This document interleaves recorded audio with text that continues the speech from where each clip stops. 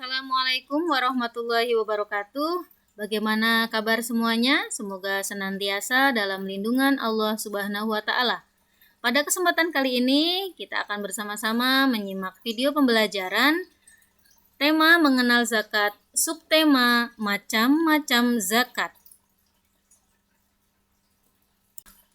Kompetensi dasar yang akan kita capai pada pembelajaran ini yakni memahami hikmah zakat, infak, dan sedekah sebagai implementasi rukun Islam, dan menunjukkan hikmah zakat, infak, dan sedekah sebagai implementasi rukun Islam. Adapun tujuan pembelajarannya yakni mampu menyebutkan macam-macam zakat dengan benar, mampu membedakan arti zakat mal dan zakat fitrah, serta mampu memberikan contoh macam-macam zakat mal. Sebelum memulai pembelajaran, mari kita awali dengan bersama-sama membaca doa. Bismillahirrahmanirrahim. Raditu billahi robba wa bil islami dina wa bi muhammadin nabiyya wa rasula. Rabbi zidni ilma warzuqni fahma. Amin. Anak, tubuh kita mengandung kotoran yang harus dibuang. Seandainya kotoran itu tidak dibuang, pasti kotoran itu akan membusuk. Begitu pula dengan harta kita. Sesungguhnya di dalam harta yang kita miliki terdapat hak orang lain. Jika harta itu tidak kita berikan kepada orang yang berhak, harta itu akan membusuk dan akan mengotori seluruh harta yang kita miliki.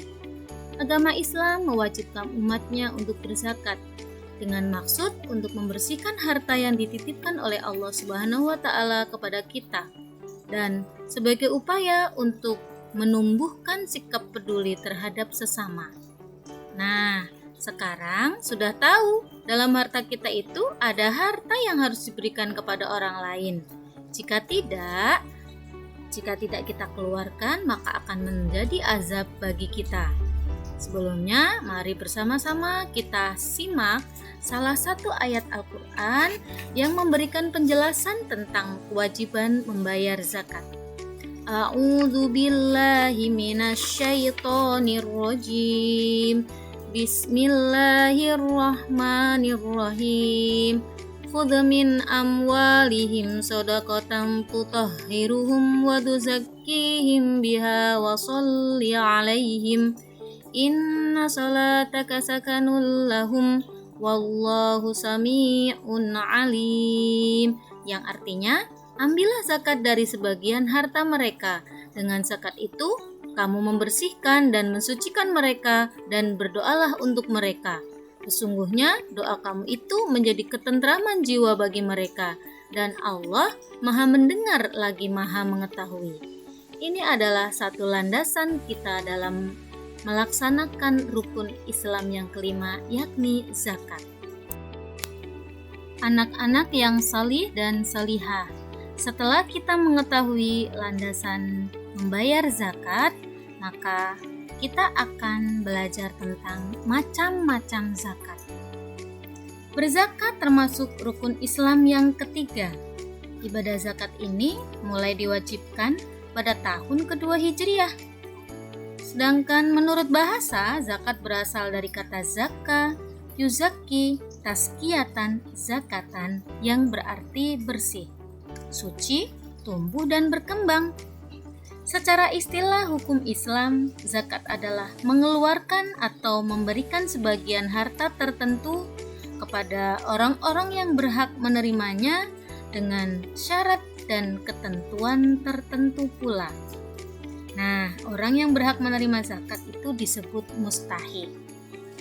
Pada kesempatan kali ini, kita akan belajar macam-macam zakat.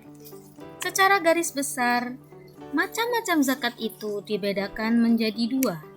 Yang pertama adalah zakat fitrah, dan yang kedua adalah zakat mal. Pengertian zakat fitrah adalah zakat yang diwajibkan kepada setiap jiwa, yakni mengeluarkan sebagian harta berupa makanan pokok yang dimakan kepada orang yang berhak menerimanya. Kata fitrah menunjukkan pada keadaan manusia saat baru diciptakan. Sehingga dengan mengeluarkan zakat ini, maka manusia dengan izin Allah akan kembali ke kesucian dirinya. Maka dari itu, zakat fitrah disebut juga dengan zakat jiwa. Zakat fitrah hukumnya wajib bagi setiap jiwa atau individu. Nah, sedangkan zakat mal yakni zakat yang dikeluarkan atas harta yang dimiliki oleh seseorang dengan syarat dan ketentuan yang telah ditetapkan dalam hukum Islam.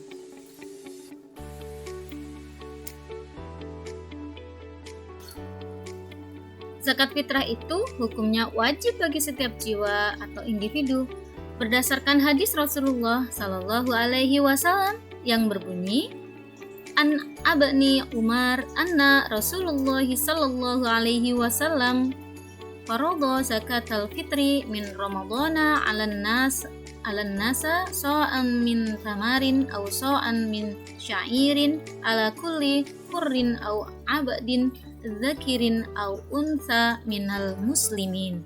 Rawahul Muslim. Yang artinya dari Ibnu Umar bahwasanya Rasulullah Shallallahu Alaihi Wasallam mewajibkan zakat fitrah pada bulan Ramadan kepada semua orang Islam, orang yang merdeka atau hamba sahaya laki-laki ataupun perempuan, sebanyak 1 sya' atau 3,1 liter kurma atau gandum. Hadis riwayat Muslim. Berdasarkan hadis di atas, maka zakat fitrah diwajibkan kepada setiap muslim, baik merdeka maupun budak, laki-laki maupun perempuan, dan mau besar maupun kecil, serta kaya ataupun miskin. Zakat fitrah dikeluarkan oleh seseorang untuk dirinya dan orang-orang yang menjadi tanggung jawabnya. Bayi yang masih dalam kandungan tidak diwajibkan zakat fitrah. Namun, seorang bayi yang lahir sebelum matahari terbenam pada akhir bulan Ramadan, zakat fitrahnya wajib ditunaikan.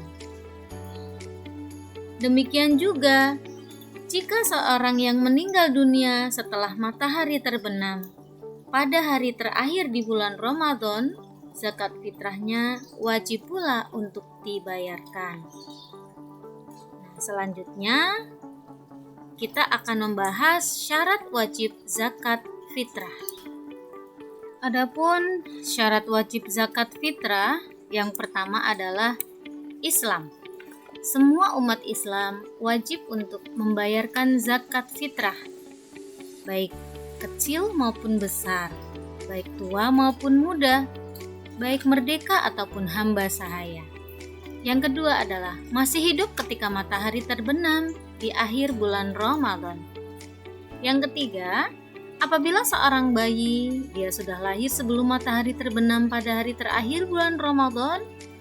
Nah, yang keempat adalah memiliki kelebihan makanan untuk mencukupi kebutuhan keluarganya pada saat hari raya Idul Fitri. Demikianlah syarat-syarat wajib zakat fitrah yang bersama-sama harus kita perhatikan. Ketika memenuhi semua kewajiban di atas, maka seseorang tersebut sudah wajib untuk melaksanakan zakat fitrah. Berikutnya kita akan membahas tentang kadar zakat fitrah. Kadar zakat fitrah itu sebesar 1 sok atau setara dengan 2,5 kg atau 3,1 liter berupa makanan pokok yang kita makan sehari-hari seperti kurma, gandum, sagu, atau beras. Selain itu, membayar zakat fitrah bisa juga dilakukan dengan uang sebagai pengganti beras atau makanan pokok sesuai dengan harga yang di pasar atau sesuai dengan harga beras yang biasa kita konsumsi. Karena kita tinggal di Indonesia, maka makanan pokok kita adalah beras. Oleh karena itu, zakat fitrah yang kita keluarkan adalah berupa beras atau makanan pokok lainnya yang biasa kita konsumsi. Sedangkan waktu untuk membayar zakat fitrah. Nah, waktu utama mengeluarkan zakat fitrah adalah sejak terbit fajar Idul Fitri hingga menjelang sholat Id. Tetapi zakat fitrah juga dapat dikeluarkan sejak awal bulan suci Ramadan sampai akhir bulan Ramadan. Apabila zakat fitrah diserahkan setelah selesai sholat Id, maka zakat tersebut tidak termasuk dalam kategori zakat fitrah, melainkan sedekah biasa. Sebagaimana dijelaskan melalui hadis yang diriwayatkan oleh Abu Dawud, Rasulullah SAW bersabda, Rasulullah mewajibkan zakat fitrah untuk membersihkan orang yang berpuasa dari hal-hal yang tidak bermanfaat, kata-kata yang kotor, dan memberi makan orang miskin. Barang siapa mengeluarkannya sebelum sholat Idul Fitri, zakatnya diterima. Dan barang siapa yang mengeluarkannya setelah sholat Idul Fitri, hal itu merupakan salah satu dari sedekah biasa. Oleh karena itu, anak-anak semuanya kita perlu mengingat-ingat ya tentang kewajiban membayar zakat. Jangan sampai terlewat waktunya. Ya, kita harus ingat selalu ketika bulan suci Ramadan telah tiba, kita memperbanyak amal sholih dan kita juga mengingat kewajiban-kewajiban yang utama. Salah satu kewajibannya selain melaksanakan puasa yakni membayar zakat fitrah dengan ketentuan dan kadar yang sudah ditentukan ya.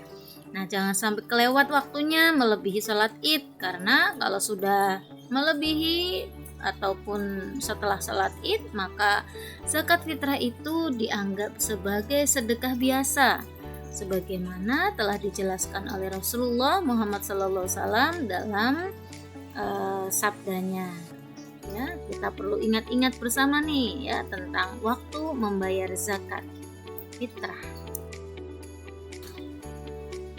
Selanjutnya, anak-anakku semuanya, setelah kita tahu kapan waktu untuk membayar zakat, untuk selanjutnya kita akan membahas terkait niat zakat fitrah.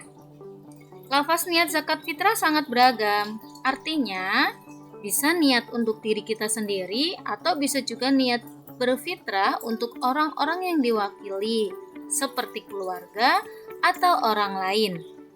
Dengan demikian, maka lafaz bacaan niat zakat fitrah pun berbeda-beda sesuai zakat yang akan dilaksanakan.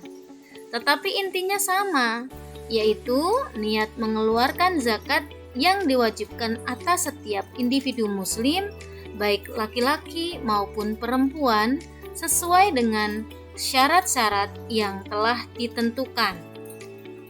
Niat mengeluarkan zakat fitrah untuk diri kita sendiri adalah sebagai berikut.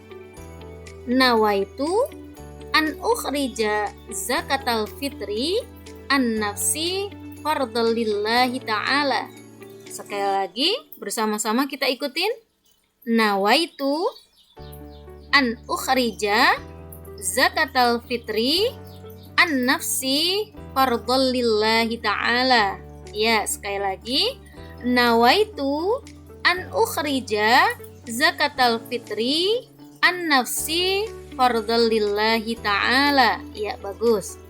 Artinya, sengaja saya mengeluarkan zakat fitrah pada diri saya sendiri, fardu karena Allah Ta'ala. Ini adalah lafaz yang kita ucapkan apabila kita membayar untuk diri sendiri. Namun, bagi orang tua yang memiliki seorang anak yang masih bayi dan balita, atau mungkin belum bisa membaca niat zakat fitrah, maka bisa diwakilkan kepada orang tuanya. Lafalnya adalah nawaitu an ukhrija zakatal fitri an waladi. Ya, disebutkan namanya siapa? Fardhu lillahi ta'ala. Sekali lagi, nawaitu an ukhrija zakatal fitri an waladi. Sebutkan namanya, fardhu lillahi ta'ala. Artinya, sengaja saya mengeluarkan zakat fitrah atas anak laki-laki saya, disebutkan namanya, fardu karena Allah Ta'ala. Ini adalah lafal niat dalam melaksanakan zakat fitrah. Ya. Setelah kita memahami tentang waktu pelaksanaan, kemudian niat zakat fitrah, hal lain yang perlu kita pahami bersama adalah orang-orang yang berhak menerima zakat atau biasa disebut sebagai mustahik, ya. Nah, ada beberapa golongan yang termasuk orang yang berhak menerima zakat. Ada 8 golongan. Di antaranya adalah yang pertama, kita sebut semuanya fakir, miskin, amil, mu'alaf, gorim, rikob, sabilillah, serta ibnu sabil. Berdasarkan golongan mustahik zakat inilah kita bisa ketahui bahwa fakir adalah orang yang tidak memiliki harta. Orang fakir tidak mempunyai harta dan tenaga untuk memenuhi kebutuhan hidupnya. Hal ini disebabkan tidak mampu mencari nafkah karena cacat fisik atau karena telah usia yang uzur atau jompo. Miskin adalah orang yang kekurangan harta. Orang miskin tidak memiliki harta yang cukup atau pekerjaan yang tetap, sehingga tidak dapat mencukupi kebutuhan dasar hidupnya sehari-hari. Nah, yang ketiga amil. Amil adalah panitia zakat. Amil mendapatkan tugas untuk mengurus zakat, mulai dari pengumpulan, penerimaan, penyaluran, bahkan pengelolaan zakat lainnya. Yang keempat yakni mu'alaf. Mu'alaf adalah orang yang baru masuk Islam. Mu'alaf membutuhkan bantuan dalam menyesuaikan diri dengan keadaan baru beragama Islam, serta untuk memantapkan keimanannya. Yang berikutnya, yang kelima adalah hamba sahaya. Ya. Nah, hamba sahaya adalah budak belian yang ingin merdeka. Hamba sahaya berada dalam kekuasaan orang lain dan telah dijanjikan oleh tuannya bahwa dia boleh menebus dirinya, ya. Hanya saja sekarang hamba sahaya sudah tidak ada, ya. Berikutnya adalah gharim. Gharim adalah orang yang berhutang. Gharim terlilit hutang dalam memenuhi kebutuhan hidupnya dan tidak sanggup untuk membayarnya kecuali dengan bantuan zakat. Yang ketujuh adalah sabilillah, yakni orang yang berjuang di jalan Allah. Fisabilillah sekelompok orang yang melakukan kegiatan untuk kepentingan agama Allah dan mempertahankan Islam dan kaum muslimin. Nah, sedangkan untuk keadaan sekarang ya, seperti fisabilillah berupa orang yang menegakkan kepentingan masyarakat umum, seperti pendiri panti asuhan, pengajian dan pendidikan, serta tempat-tempat umum lainnya untuk kepentingan umat. Yang kedelapan adalah ibnu sabil. Ibnu sabil adalah orang dalam perjalanan. Ibnu sabil kehabisan bekal dalam perjalanannya untuk kebaikan dan sangat membutuhkan bantuan untuk bisa meneruskan perjalanannya sampai pada tujuannya. Nah, ini adalah penjelasan mengenai mustahik zakat atau orang yang berhak menerima zakat. Untuk selanjutnya, kita akan membahas tentang zakat mal. Anak-anak yang sholih dan sholihah, berikutnya kita akan membahas hal ihwal tentang zakat mal. Seperti dijelaskan di awal bahwa zakat mal adalah zakat harta, yaitu zakat yang dikeluarkan disebabkan oleh harta yang dimiliki oleh seseorang dengan syarat dan ketentuan yang telah ditetapkan dalam hukum Islam. Mal berasal dari bahasa Arab yang berarti harta. Hukum mengeluarkan zakat mal adalah wajib bagi orang yang telah memenuhi syaratnya. Adapun syarat seseorang diwajibkan mengeluarkan zakat mal dijelaskan sebagai berikut. Yang pertama, pemilik harta adalah orang Islam yang telah balik dan berakal, ya. Sehingga kalau dia belum sampai balik dan tidak berakal, maka tidak wajib untuk mengeluarkan zakatnya. Yang kedua adalah harta milik penuh, artinya harta yang dimiliki ini merupakan milik sendiri, ya. bukan milik orang lain yang dititipkan, tetapi harus benar-benar miliknya sendiri. Yang berikutnya adalah berkembang, yakni harta memiliki potensi untuk berkembang. Artinya ada kemungkinan harta yang dimiliki itu akan terus bertambah, berkembang ya. Kemudian yang keempat adalah mencapai nisab. Artinya harta itu telah mencapai jumlah tertentu. Kemudian yang kelima, bebas dari hutang. Artinya harta diperoleh itu dengan usaha sendiri. Yang berikutnya, mencapai 1 tahun haul. Ya, ini satu hal yang penting ya. Kita harus ingat harta itu sudah dimiliki selama 1 tahun. Dan yang ketujuh adalah dapat diambil manfaatnya. Contoh, rumah, mobil, binatang ternak, hasil pertanian, uang, emas, perak, dan lain sebagainya. Ini adalah ketentuan-ketentuan syarat seseorang diwajibkan mengeluarkan zakat ya. Oleh karena itu, kita meyakini bahwa kita sudah tahu semuanya bahwa tidak semua harta yang kita miliki itu wajib dizakati. Nah, hanya harta tertentu yang wajib dikeluarkan zakatnya. Adapun jenis-jenis harta benda yang wajib dikeluarkan zakatnya nanti kita akan bahas ya pada slide berikutnya. Anak-anak yang sholih dan sholihah, seperti kita ketahui bersama bahwa tidak semua harta yang kita miliki itu wajib dizakati ya. Ada beberapa jenis harta benda yang wajib dikeluarkan zakatnya ya, di antaranya adalah an'am, artinya binatang ternak. Kemudian emas dan perak, tijaroh atau harta perniagaan, zuru atau hasil pertanian, ma'din hasil pertambangan, serta rikas adalah barang temuan. Nah, rinciannya, jenis barang dan jumlah zakat yang wajib untuk dikeluarkan jumlahnya seperti tertera pada tabel berikut ya. Yang pertama adalah binatang ternak. Ketentuannya adalah binatang itu milik sendiri. Terus peternakan telah berlangsung selama 1 tahun. Itu yang kita ingat ya, seperti penjelasan sebelumnya. Kemudian binatang ternak dikembalakan di tempat-tempat umum dan tidak dimanfaatkan untuk kepentingan alat produksi, misalnya untuk membajak sawah ya. Nah, yang berikutnya ketentuannya adalah mencapai nisab. Binatang ternak apa saja yang wajib dikeluarkan zakatnya? Yakni unta, batasnya adalah 5 ekor. Kemudian sapi adalah 4 ekor, serta kambing adalah 40 ekor ya. Jadi kalau sudah memiliki hewan ternak, unta jumlahnya 5, sapi jumlahnya 30 lebih, atau kambing atau domba itu lebih dari 40 ekor dan sudah dimiliki selama 1 tahun, maka diwajibkan untuk mengeluarkan zakatnya. Yang kedua yaitu harta perniagaan atau perdagangan ya.